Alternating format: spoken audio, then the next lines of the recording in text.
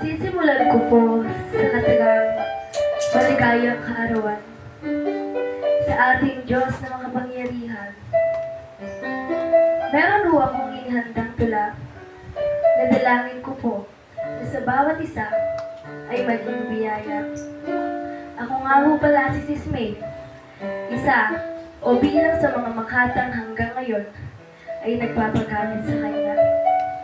At kaya ko pong ipagmalaki sa buhay na ang Diyos sa akin ay palaging una. Sa pagkakataon pong ito, nais kong hiramin ang inyong mga tenga upang sa tulang ito ay meron po tayong aral na makuha.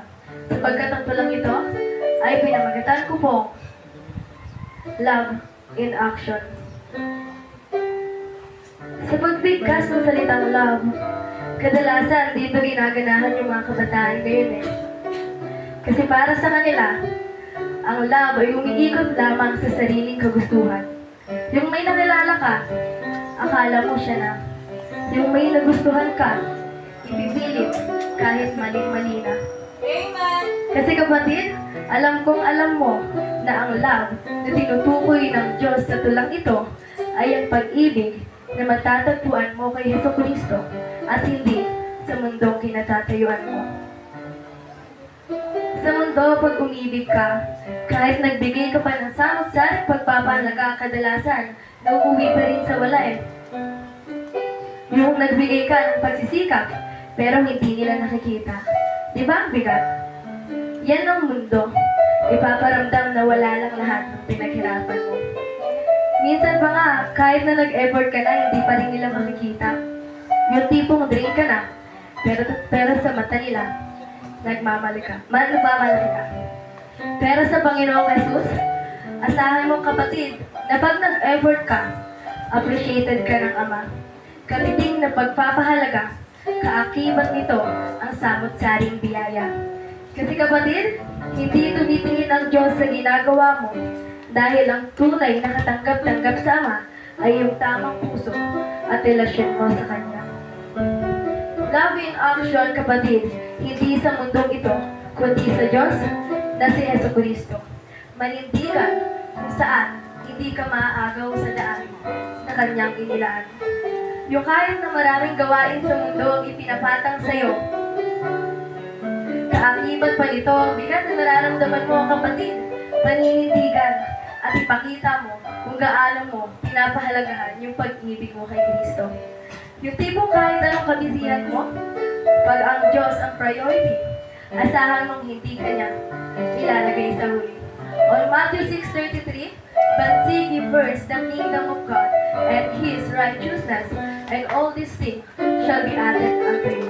Kaya sa pagkakataong ito, nais tabigin ng Diyos ang bawat isa na baka mas nag-e-effort na tayo sa mundo kaysa kay Jesucristo. Yung tipong wala ka nang nagiging oras sa Ama. Mahirap, kapatid, na pag Kristiyano ka, mas active ka sa social media. Halos babalaan, kahit maghapon pa, pero pagdating sa salita ng Ama, nangihina lang. Secure our heart, kapatid, our time, treasures, and talent. Baka kasi sa mundo mo na ibinibigay yan, o baka sa mundo na natin, inilalagak yan, na dapat sa Diyos na makapangyarihan. Kaya kapatid, kung nangihina ka man sa mga oras na ito, asahan mong andyan ng Diyos, susuklian ang pagsisikap at paghihirap mo. Sa mundo, mapapagod ka talaga. Pero pag sa Diyos mo ay nilagak ang lahat, asahan mong tagaan kahit sobrang dami mong ginagawa. Yung tipong ibinuhos mo lahat, pero wala man lang pagod na naramdaman.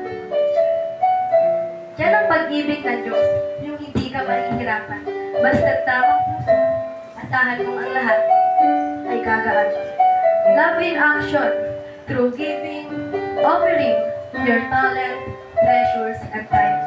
Kaya para po sa mga bisita na nandito, nais kong sabihin ng Diyos sa inyo, ang katagang, hindi muling lundas ang tinahak mo, kundi ang daan na ipinagkaloob ng Diyos para sa iyo.